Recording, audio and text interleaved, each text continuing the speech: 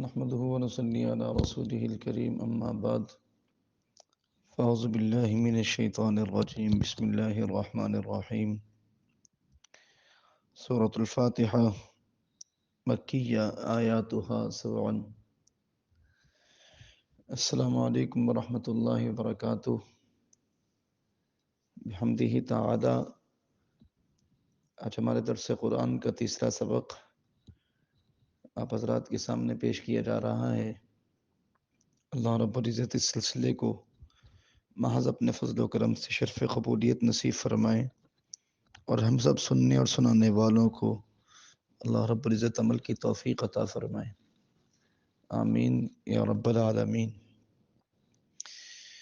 احباب گرامی، آپ سورۃ الفاتحہ جب پڑھتے ہیں تو اس کے شروع میں لکھا ہوا دیکھتے ہیں سورۃ الفاتحہ.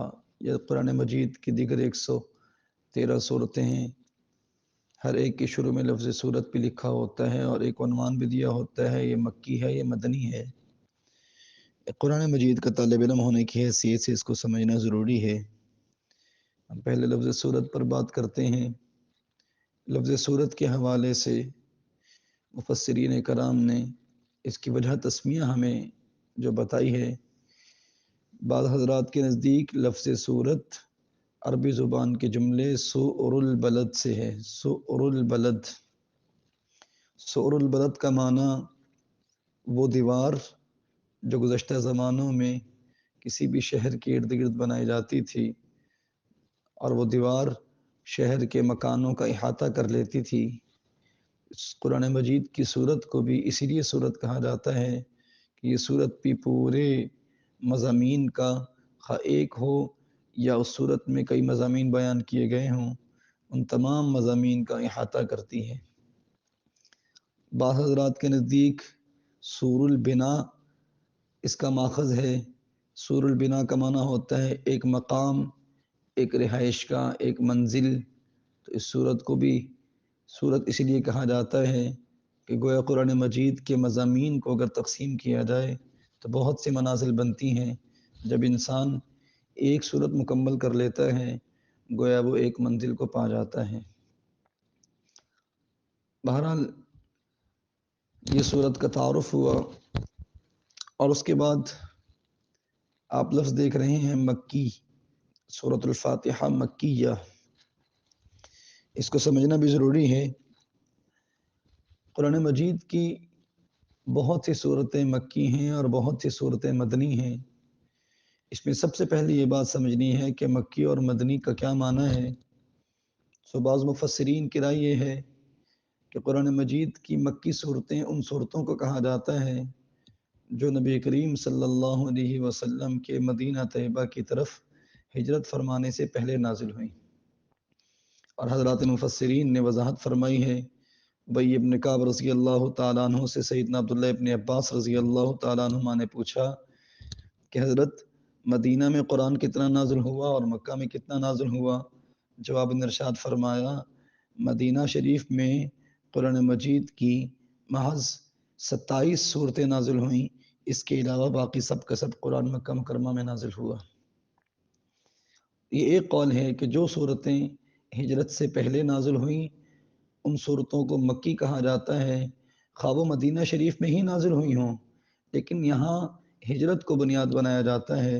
اور جو صورتیں مبارکہ وہ ہجرت مبارکہ کے بعد نازل ہوئیں ان کو مدنی کہا جاتا ہے، خواہ وہ مکہ میں ہی نازل ہوئی ہوں یا مدینہ شریف میں یا ارد گرد کے مقامات پر نازل ہوئی ہوں، ان کو مدنی کہا جاتا ہے. بعض حضرات مفسرین کی رائے یہ ہے مکی ان صورتوں کو کہا جاتا ہے جو مکہ ہی میں نازل ہوئی ہوں، اس میں ہجرت کا کوئی دخل نہیں ہے. اور مدنی ان صورتوں کو کہا جاتا ہے جو مدینہ شریف میں نازل ہوئی ہوں. لہذا اس واسطے سے اور اس تفسیر کے اعتبار سے مکی اور مدنی صورتوں کی تعداد کم رہے گی، اور اس کے علاوہ جن جن جگہوں پر وہ صورتیں نازل ہوتی رہیں ان صورتوں کے نام الگ ہوں گے. اسی لیے مفسرین نے عجیب بات لکھی. حضرت مولانا جلال الدین سیوطی رحمۃ اللہ علیہ نے فرمایا اس اعتبار سے کہ قرآن کن مواقع پر کن کن جگہوں پر نازل ہوتا رہا اور مکی کون سی آیات ہیں، مدنی کون سی آیات ہیں. بعض صورتیں ایسی ہیں جو عنوان تو مکی کا لیے ہوئے ہیں، لیکن ان میں کچھ آیات مبارکہ مدنی بھی آ جاتی ہیں، اور بعض صورتیں ایسی ہیں جن میں عنوان مدنی صورت کا ہوتا ہے لیکن ان میں بعض آیات مبارکہ مکی بھی آ جاتی ہیں۔ اس اعتبار سے تقریباً 25 اقسام بنتی ہیں جو مکی اور مدنی اور درمیان کے علاقوں کو بتانے کے لیے ہوتی ہیں۔ مولانا جلال الدین سیوطی فرماتے ہیں اگر کوئی شخص قرآن کی تفسیر کرنا چاہے اور اسے مکی اور مدنی کی ان 25 تعلقات کا علم نہ ہو، اس کے لیے جائز نہیں ہے کہ وہ قرآن مجید کے بارے میں کوئی حرف بھی کہہ سکے۔ تیسرا قول یہ ہے مکی وہ صورتیں ہیں جن میں اللہ رب العزت نے اہل مکہ کو خطاب فرمایا ہے، اور مدنی وہ صورتیں ہیں جن میں اللہ رب العزت نے مدینہ والوں کو خطاب فرمایا ہے۔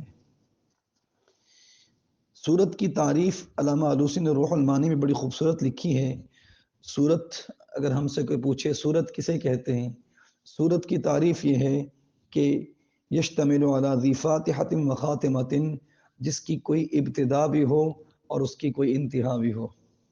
یہ بڑا اہم نکتہ ہے کہ سورت جس کی کوئی ابتدا بھی ہو اور انتہا بھی ہو، خواہ اس میں ایک ہی مضمون بیان ہوا ہو یا کئی مضامین بیان ہوئے ہوں۔ ہم سورت کی اس تعریف کو اگر سمجھ چکے ہیں تو ہمیں نماز میں قرات کرنے کے ایک ادب کو بھی سمجھنا چاہیے۔ اس لیے محدثین اور مفسرین نے لکھا ہے کہ جو شخص نماز میں قرات کر رہا ہے، یہ جو میں فرق عرض کر رہا ہوں اکثر اہل علم سے بھی اس حوالے سے چوک ہو جاتی ہے، اس لیے اس کی اصلاح ضروری ہے۔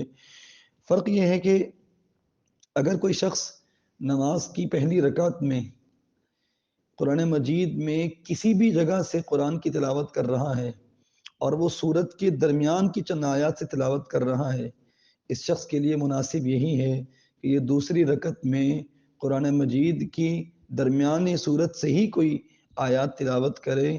اس کے لیے الگ سے پوری سورت کو تلاوت کرنا یہ اس کے لیے مناسب نہیں ہے، کیونکہ جب وہ کسی سورت کی درمیانی آیات سے تلاوت کرے گا وہ ایک ادھورا مضمون لے کر جائے گا، اور دوسری رکعت میں پوری سورت پڑھے گا، وہ پورا مضمون ہے، یہ خلاف ترتیب ہے۔